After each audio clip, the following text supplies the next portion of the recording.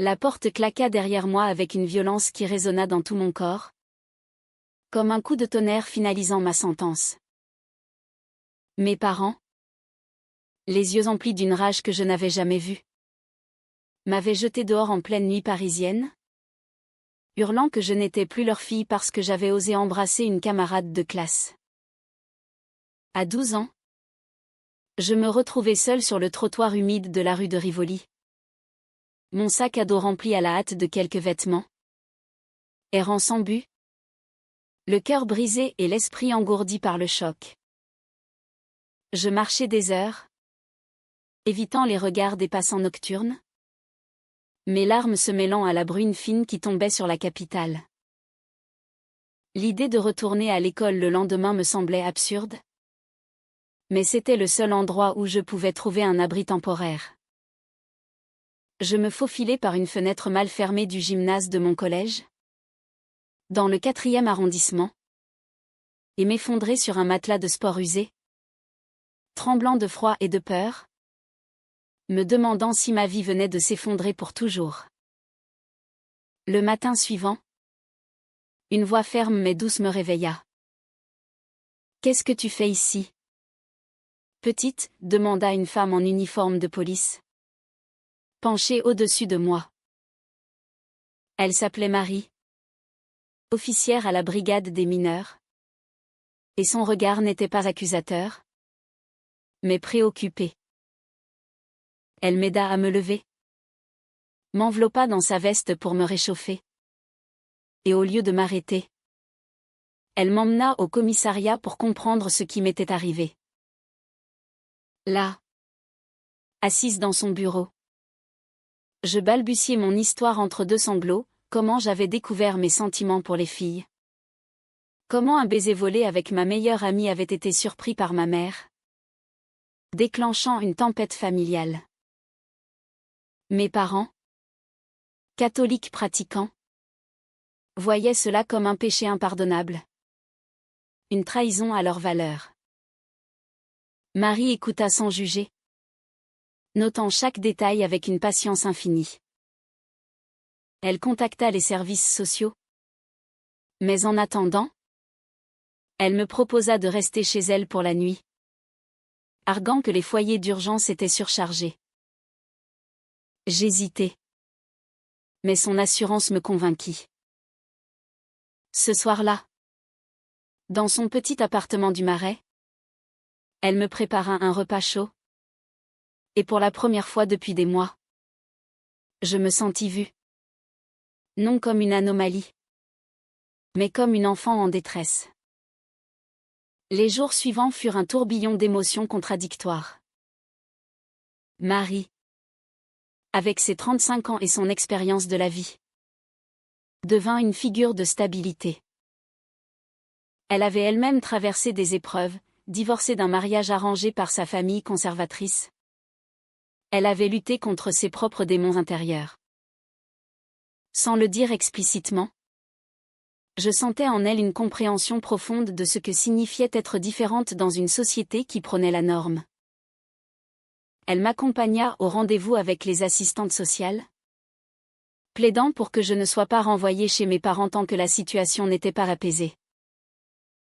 Mais la pression montait, mes parents refusaient de me reprendre, invoquant des raisons morales, et menaçaient même de porter plainte contre l'école pour négligence. Je me sentais coupable, comme si mon orientation était une bombe que j'avais lâchée sur ma famille.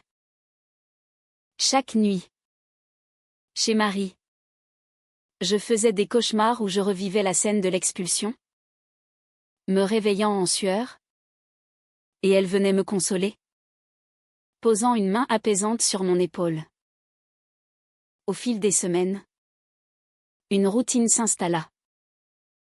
Marie m'inscrivit temporairement dans un programme d'hébergement d'urgence. Mais elle continuait à veiller sur moi, venant me chercher après l'école pour des promenades le long de la Seine. Ces moments étaient précieux, elle me racontait des histoires de sa jeunesse à Lyon, où elle avait dû cacher ses doutes sur son identité pour plaire à ses parents. La société nous impose des rôles. Sophie, disait-elle. Mais c'est à nous de décider si on les accepte ou non. Ces mots résonnaient en moi, éveillant un conflit intérieur. Étais-je vraiment lesbienne? Ou était-ce une phase comme le prétendaient mes parents? Et si je l'étais? Devais-je le cacher pour regagner leur amour? La tension culmina lors d'une audience familiale au tribunal pour enfants. Mes parents étaient là, rigides, affirmant que j'avais besoin d'une thérapie de conversion pour guérir. Marie, appelée comme témoin, défendit farouchement mon droit à être moi-même, citant des lois sur la protection des mineurs et les discriminations basées sur l'orientation sexuelle. Le juge décida d'un placement temporaire en foyer, mais autorisa Marie à me rendre visite régulièrement. Ce verdict fut un soulagement mitigé, j'échappais à la rue. Mais le fossé avec ma famille s'élargissait. Dans le foyer, entouré d'autres adolescents en difficulté, je commençais à explorer mes sentiments plus profondément.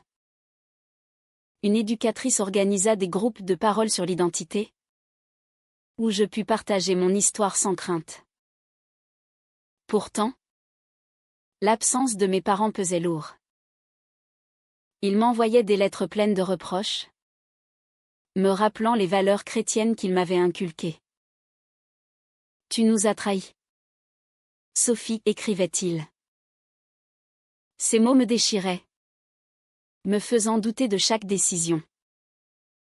Marie, lors de ces visites, me poussait à réfléchir, le vrai trahison, c'est de renier qui tu es pour plaire aux autres. Sa présence devenait un ancrage, mais je sentais naître en moi une affection plus profonde, confuse, mélange de gratitude et d'admiration. Était-ce normal? Ou étais-je en train de projeter mes sentiments sur la première personne qui m'avait accepté? La société autour de moi n'aidait pas. À l'école, les rumeurs circulaient, on me traitait de déviée. Et certains élèves m'évitaient comme si j'étais contagieuse. Les médias parlaient sporadiquement des droits LGBT. Mais dans les cercles conservateurs, les préjugés persistaient. Un jour, un article dans Le Figaro sur les dangers de l'idéologie woke me fit rage. Il citait des parents comme les miens, affirmant que l'homosexualité chez les jeunes était une mode influencée par les réseaux sociaux. Je déchirai le journal, furieuse contre ce monde qui refusait de voir la réalité de mes émotions. Marie, apprenant cela, m'emmena à une manifestation pour les droits des minorités sexuelles place de la République. Là, entourée de pancartes arc-en-ciel, je me sentis pour la première fois appartenir à quelque chose de plus grand. Mais ce sentiment d'empower m'était teinté d'angoisse, et si mes parents avaient raison? Et si je choisissais le mauvais chemin? Les mois passèrent, et je grandissais dans ce chaos émotionnel. À 13 ans maintenant, le foyer était devenu ma nouvelle normalité. Mais les visites de Marie restaient les moments les plus attendus. Elle m'apportait des livres sur l'histoire des mouvements LGBT en France, comme les émeutes de Stonewall ou les luttes pour le mariage pour tous en 2013. Comprendre d'où l'on vient aide à savoir où l'on va, disait-elle. Ces lectures ouvraient mes yeux sur les injustices sociétales, mais elles ravivaient aussi mes conflits intérieurs. Étais-je prête à assumer pleinement mon identité? Au risque de perdre définitivement ma famille? Mes parents, de leur côté, persistaient dans leur refus. Lors d'une réunion de médiation familiale, ma mère éclata en sanglots, accusant Marie d'influencer négativement ma phase. « Vous êtes une adulte? Vous devriez savoir mieux que d'encourager cela, hurla-t-elle. Marie resta calme, répondant que son rôle était de protéger les enfants vulnérables, pas de juger leur orientation. Cette confrontation me laissa anéantie, voir ma mère si brisée me faisait culpabiliser. Comme si j'étais responsable de son chagrin. Pourtant, un événement inattendu vint bouleverser la dynamique. Un soir, au foyer, je reçus un appel de mon père. Sa voix était tremblante. « Sophie, ta mère est à l'hôpital. Elle a fait une dépression nerveuse. » Le choc me paralysa. Était-ce ma faute? Avais-je poussé ma famille au bord du gouffre par égoïsme? Je me précipitai à l'hôpital Cochin, où je la trouvai pâle et affaiblie. Elle me regarda avec un mélange de tristesse et de reproche. « Pourquoi as-tu choisi cela ?» murmura-t-elle. Je n'eus pas la force de répondre. Mais intérieurement, je bouillonnais, ce n'était pas un choix. C'était qui j'étais. Marie m'accompagna, offrant un soutien silencieux. Ce geste attisa les tensions, mon père l'accusa d'être la cause de tout, insinuant qu'elle profitait de la situation pour m'éloigner d'eux. « Vous êtes lesbienne vous-même, n'est-ce pas? Vous voulez la convertir » lança-t-il. Marie ne nia pas. Mais son silence confirma mes soupçons naissants. Elle était comme moi. Et cela changea tout. Cette révélation déclencha une vague de questions en moi. Lors de notre prochaine rencontre, je l'interrogeai directement. « Oui. Sophie, » admit-elle. J'ai réalisé mon orientation il y a des années, après mon divorce. Mais je l'ai gardée privée pour ma carrière. Ces mots me libérèrent d'un poids, je n'étais pas seule. Pourtant, cela compliqua notre relation. Je commençais à ressentir une attirance confuse envers elle. Non pas romantique à cet âge, mais une admiration profonde qui frôlait l'idéalisation. Était-ce sain? Ou étais-je en train de transférer mes besoins affectifs sur elle? La société, avec ses normes strictes, me faisait douter. Les médias dépeignaient souvent les relations mentor-élève comme suspectes, surtout dans un contexte LGBT. Pendant ce temps, les pressions extérieures s'intensifiaient. À l'école, un groupe d'élèves conservateurs, influencés par leurs parents, lança une pétition pour interdire les discussions sur l'homosexualité en classe, citant des raisons morales. J'y fus directement visée, avec des insultes graffitées sur mon casier. Cela me poussa à une décision risquée, je participais à un débat scolaire sur les droits LGBT, défendant publiquement mon identité. L'amour n'est pas un choix. C'est un droit, déclarai-je devant l'Assemblée. La réaction fut mitigée, applaudissements d'un côté, huées de l'autre. Marie, présente, me félicita, mais m'avertit des dangers. La visibilité a un prix. Sophie, es-tu prête à le payer? Ces paroles résonnèrent quand, le lendemain, mes parents apprirent l'incident et demandèrent une ordonnance restrictive contre Marie, l'accusant d'influence indue. Le tribunal réexamina mon cas.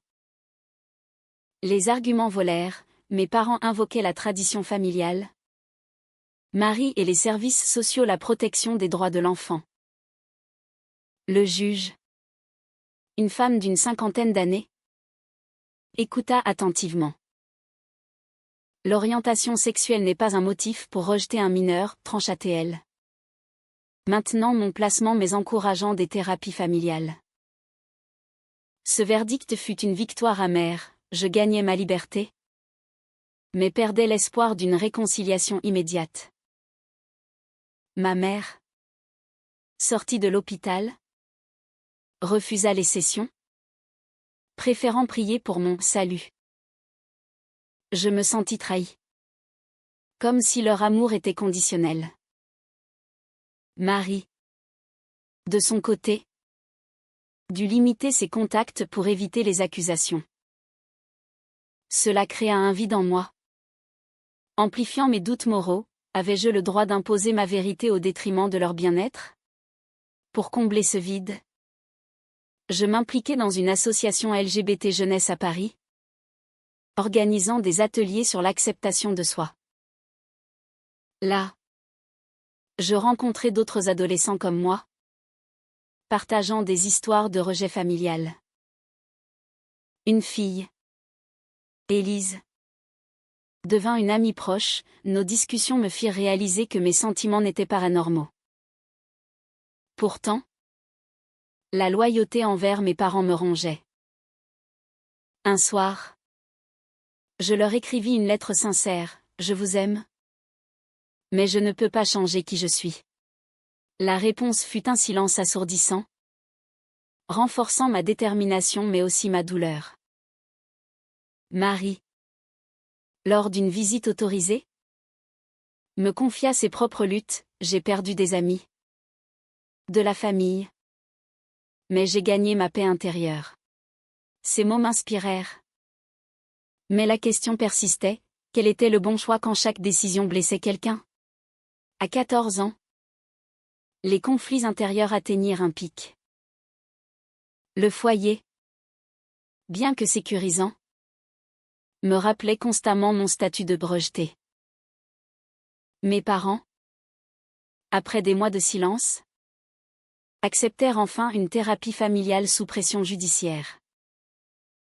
Les sessions étaient tendues, le thérapeute, un homme neutre, tentait de médier, mais mes parents insistaient sur leur vision morale.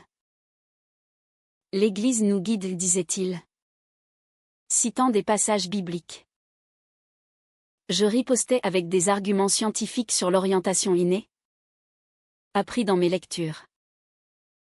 Marie n'était pas invitée, mais son influence planait, accusée par mes parents d'être une mauvaise mentor. Cela me forçait à défendre notre lien: elle m'a sauvée quand vous m'avez jeté dehors.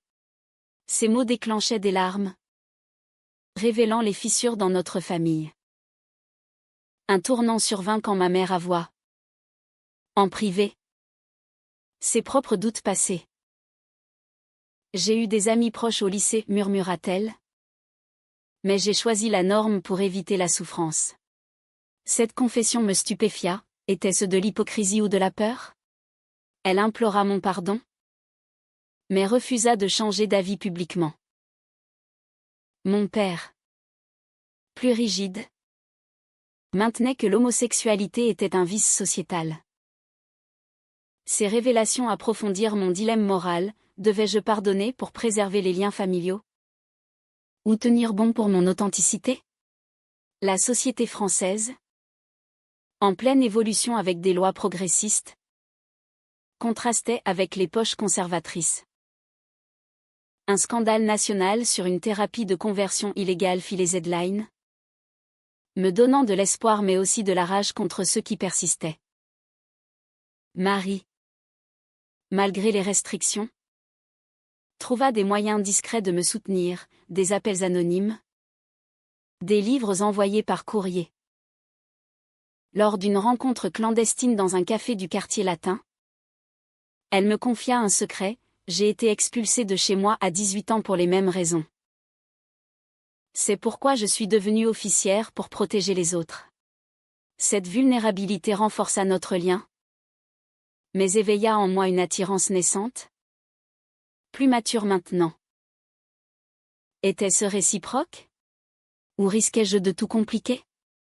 La déontologie professionnelle la retenait, mais ses regards prolongés trahissaient une connexion profonde. La tension culmina lors d'un incident scolaire. Un professeur conservateur, apprenant mon orientation, me discrimina ouvertement en classe, refusant de noter mon travail sur les droits LGBT. Furieuse, je portai plainte avec l'aide de l'association. L'affaire attira l'attention médiatique locale. Divisant l'opinion, certains me soutenaient comme une victime de discrimination. D'autres me voyaient comme une agitatrice. Mes parents, interrogés par un journaliste, dénoncèrent publiquement mon comportement rebelle, amplifiant ma douleur. Ils me trahissent encore, pensais-je, me sentant isolée malgré le soutien de Marie et d'Élise. Pour faire face, je commençai un journal intime, y déversant mes tourments, les nuits d'insomnie où je pesais le pour et le contre de chaque choix. Pardonner à mes parents signifierait peut-être réprimer une part de moi, les confronter risquait une rupture définitive. Marie, lisant des extraits que je lui partageais, m'encouragea. Le vrai courage, c'est d'affronter la vérité, quel qu'en soit le coût. Ces mots me poussèrent à une action audacieuse. J'organisai une rencontre surprise avec mes parents au foyer, sans thérapeute. Là, je leur posai une question directe: m'aimez-vous tel que je suis? Ou seulement si je change? Leur hésitation fut une réponse en soi, me brisant mais me libérant. Les conséquences furent immédiates. Mon père partit en claquant la porte. Ma mère resta, pleurant et promettant d'essayer. Ce demi-pas fut un progrès, mais il souligna les sacrifices. J'avais perdu l'innocence de l'enfance, gagnant en résilience. La société, avec ses débats sur l'éducation inclusive, me rappelait que mon combat était plus large. Un projet de loi sur la protection des jeunes LGBT me donna espoir. Mais les opposants, invoquant la théorie du genre, maintenaient la pression. Marie, de son côté, affronta ses propres défis. Son coming out partiel au travail déclencha des rumeurs, menaçant sa promotion. Je paie le prix pour t'avoir aidé, admit-elle, mais sans regret. Cela approfondit notre lien, me faisant réaliser que chaque acte de soutien avait un coût. À la fin de cette période, je me sentis transformée, plus forte, mais marquée par les blessures. À 15 ans, les enjeux montèrent d'un cran. La thérapie familiale progressait lentement, ma mère participait plus activement, admettant ses peurs sociétales, tandis que mon père restait distant. Un événement inattendu les força à affronter la réalité: je tombais malade. Une pneumonie due au stress accumulé. À l'hôpital, mes parents vinrent enfin ensemble, leur inquiétude transcendant les conflits. Nous ne voulons pas te perdre, dirent-ils. Ce moment de vulnérabilité ouvrit une brèche, pour la première fois. Ils écoutèrent vraiment mes sentiments sans interrompre. Pourtant, le chemin était long. Ils proposèrent un compromis, que je cache mon orientation jusqu'à la majorité. Je refusai, arguant que cela serait une trahison de moi-même. Cette décision me coûta cher. Mon père cessa les visites, me laissant avec un sentiment d'abandon renouvelé. Marie, promue malgré les rumeurs, reprit un rôle plus officiel dans mon suivi.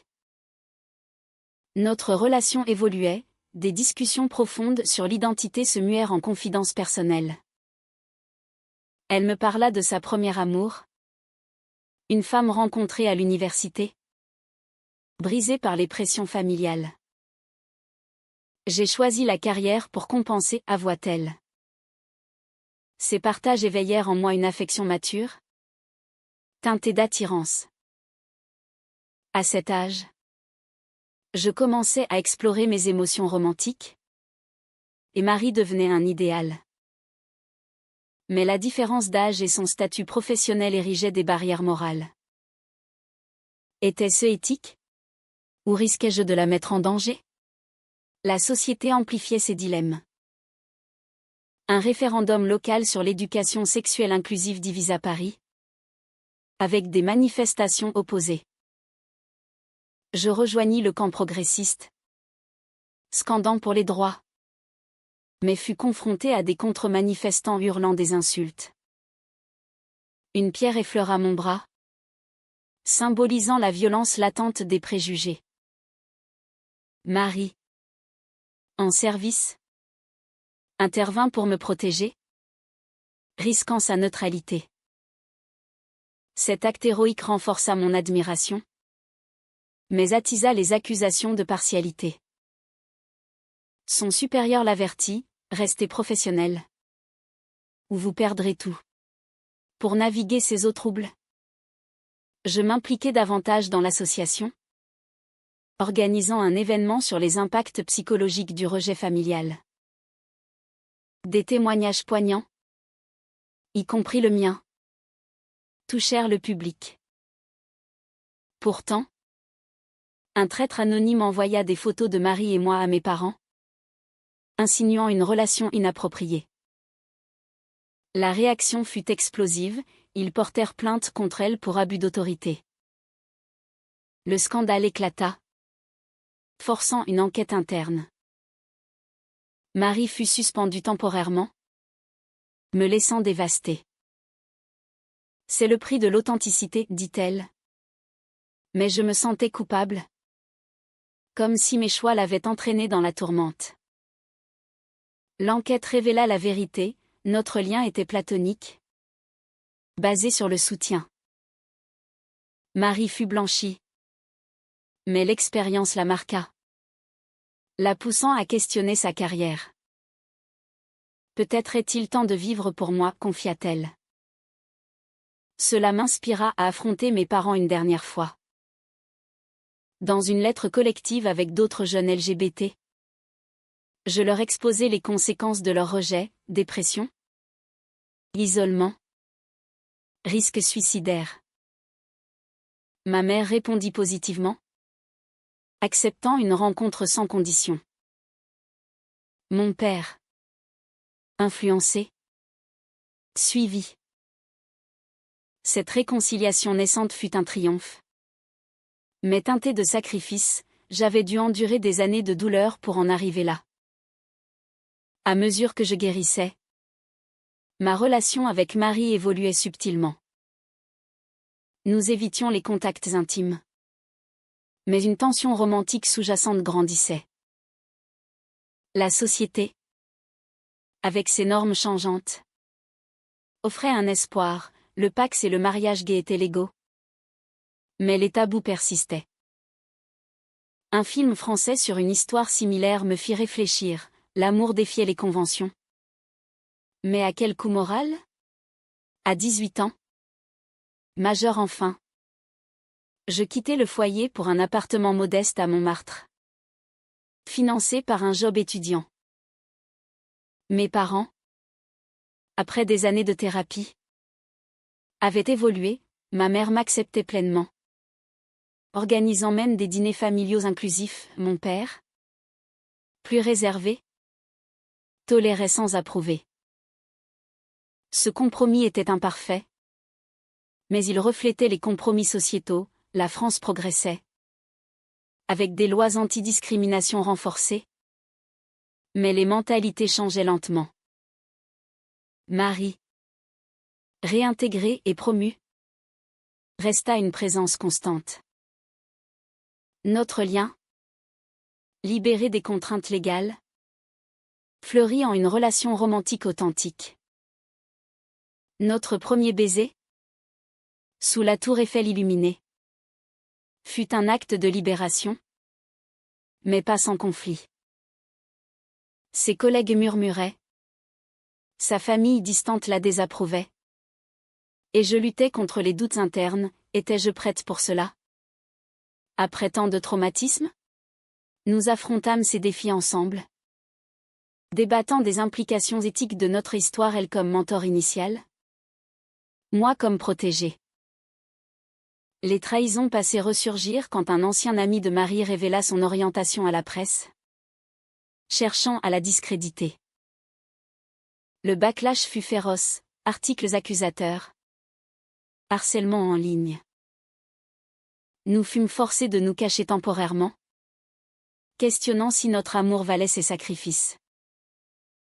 Chaque choix a un prix, dis-je. Écho de ces mots passés. Pourtant, cela nous unit plus fort. Menant à une foudiction publique, nous participâmes à un documentaire sur les jeunes LGBT expulsés, partageant notre histoire pour inspirer d'autres. Les éveils furent multiples, je réalisai que le rejet familial n'était pas ma faute, mais un reflet de peur sociétale. Marie apprit à prioriser son bonheur sur sa carrière. Nos décisions, controversées, déclenchèrent des débats. Était-il moral pour une officière d'entamer une relation avec une ancienne protégée? La société jugeait. Mais nous choisîmes l'authenticité. Au final, notre histoire se termina sur une note d'espoir tempérée, une vie ensemble, marquée par les cicatrices mais enrichie par les leçons. Est-il juste de prioriser son identité personnelle au risque de briser les liens familiaux traditionnels?